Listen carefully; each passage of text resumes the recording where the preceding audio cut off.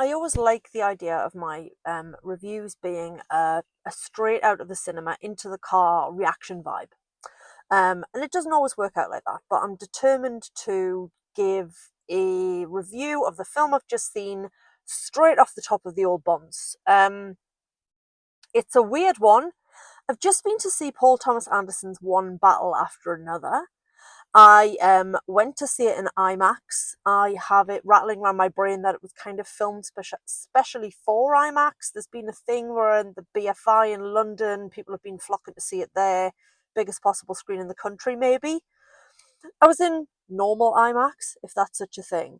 Um, it was quite the ride, man. I am definitely still processing, but like I say, I'm just gonna go with what is pinging around my brain after 2 hours and 42 minutes of a very unusual film. And in fairness, why am I even surprised? Paul Thomas Anderson does not make normal films. He makes films like Punch Drunk Love and Magnolia and Boogie Nights and other things. And I have loved some of his work, Magnolia, and I have not enjoyed other works of his quite so much. Punch Drunk Love, for example, although I do, like everybody, think Adam Sandler's great in it. And I really didn't know what to expect going into this film. I knew very little about it, but I knew it was getting some good reviews, and I just thought, you know what, I'm going to go and check it out for myself. So I did. Wowzers. It's really hard to quantify as to what sort of film it is. I guess it is a thriller of sorts. It's got elements of an action film. It's definitely got dark humor. It's quite violent in places. I mean, there's a lot going on. And this is quite common with his work. You often have lots of different threads of storylines that kind of interweave and overlap. So if I try and sum it up to give you an overview, um, the film starts with us being along for the ride with a group of revolutionaries who call themselves the French 75. So they are into freedom and free speech and blowing things up to get things done. Kind of, it's a tricky one because they are doing bad things, but they're doing bad things for what they believe to be the right reasons. So the opening gambit, I think, if I understood it correctly, I may have missed the beginning, and by I mean I did, because I live about half an hour from the cinema I go to, and I have ADHD and horrendous time blindness. So me missing the beginning of the film isn't that uncommon, unfortunately. But I don't think I missed very much. So they are breaking into a detention facility for illegal migrants, illegals at the border, sort of people who are being detained as they try and, I guess, cross into America. They get in there and they start blowing things up. And one of the main players is called, I'm going to get her name wrong, Bathidia. Bathidia Beverly Hills is the name she goes by.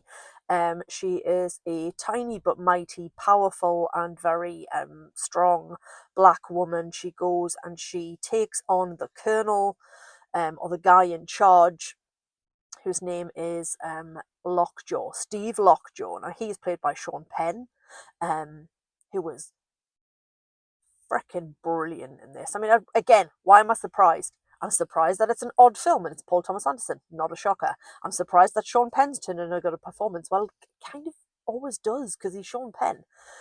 So she kind of takes him on, weirdly seduces him. It's a very odd thing. Also, I mean, it's a plot detail. It's not really a spoiler, but she's holding him at gunpoint. She's like, "Yeah, I'm gonna I want you to get up," and he goes to stand up, and she's like, "No, I want you to get up."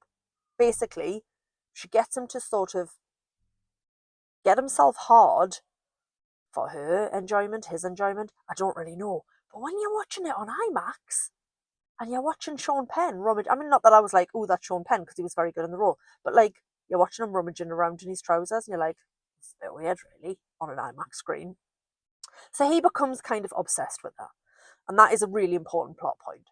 Um, and the kind of, again, it's really hard to talk about. So they're doing the thing.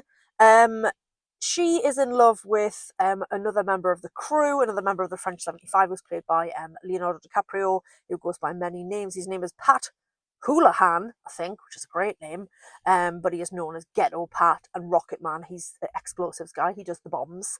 And we see this montage of them blowing things up, shouting Vive la Revolution, and fighting for what they believe to be right. And then she ends up pregnant, and all of a sudden their group is infiltrated and they have to scatter. And it happens that Leonardo DiCaprio's character has to take his small baby girl and go on the run. The mum is not in the picture for reasons that will make sense when you watch the film, so he legs it and they're set up with a new life and a new identity. The majority of the film takes place once they are set up and settled, and the daughter is now sort of 15, 16 years old. She is played by a newish actor called Chase Infinity, which is a great name. Maybe a stage name, maybe not. Maybe our parents just called her Chase Infinity and then she grew up to be a movie star, because that's what's going to happen when you've got a name like that. The main body of the film, the main sort of story arc, is that Colonel Lockjaw is trying to hunt down the teenage girl and the dad. They are trying to hunt down any remaining members of the French 75, but he is in particular obsessed with this, finding the daughter, and it is about all the people trying to help them to escape, all the people trying to bring them down. Benicio del Toro pops up. She is the teenage daughter's karate sensei, but he's also somebody who works to sort of help again with migrants to keep them safe. So he pops up for a bit and then disappears again. And it's got Regina Hall in it and other people just bobbing in and out. Tony Goldwyn, love a bit of Tony Goldwyn. He's part of an organisation. I think they're called the Christmas Adventure Club, but they're a bunch of big old racists, like the really scary kind. There's a lot going on. A lot going on. And it's gripping, it's long, but was I bored? No. Overall, do I see the point of it? Also, no. Will I ever watch it again? Probably not. But I don't regret seeing it. DiCaprio's an odd one for me. I was a huge fan of his, like, pre-Titanic, although I was like perfect age to fall in love with him in Titanic. In fact, I'd already fallen in love with him in Romeo and Juliet, in the Baz Luhrmann version. But I'd watched him in stuff like Basketball Diaries and What's Eating Gilbert Grape. Like, I was on the Leonardo DiCaprio fan train early doors. Like, I was on there. This Boy's Life, all that stuff, all the early stuff. And then Romeo and Juliet happened and we all swooned. And then Titanic happened and the whole every teenage girl in the world swooned, and probably a lot of teenage boys as well. And I've loved him through his career, things like Catch Me If You Can and The Aviator and The Departed. In recent years, I've kind of gone off him a little bit, because what he does with his private life is up to him, but a man of his age consistently dating women who are 25 just looks what it is, creepy and weird and faintly pathetic. But putting that aside, because thus far I don't think he's been proved to be like an actual wrong'un, bit creepy perhaps, but not like illegally creepy. Putting all that aside, he's freaking brilliant in this film. He's really funny. He's an absolute shambles. He's an ex-revolutionary who's now permanently drunk, stoned, addled, spends the whole film in what looks like a housecoat sort of dressing gown vibe. He's trying to rescue his daughter, but he's a bit useless. He can't remember any of the secret passwords he's supposed to remember, and he's just sort of shambling about. And he's really funny, and I don't think he often gets to be funny. So I've talked for longer than I intended. I'm trying to keep these reviews kind of punchier and brief, but it's a 2 hour and 42-minute film, and I had a lot to say about it. I still don't know how I feel about it, but there we are. I've put it out into the world. It's good, it's long, definitely worth watching. If you can see it in IMAX, do, although you will have to put it with a 100-foot high. I don't know how big an IMAX screen is. I know it's not 100-foot, but a big old IMAX screen of Sean Penn rummaging in his own trousers. But yeah, I mean, it's something. There's nothing else out there like it, which is a good thing, I guess. If you don't want carbon copies and you don't want to see the same film again, then give this a watch. Last thing I'll say, it's got a really good soundtrack, as Paul Thomas Anderson films quite often do.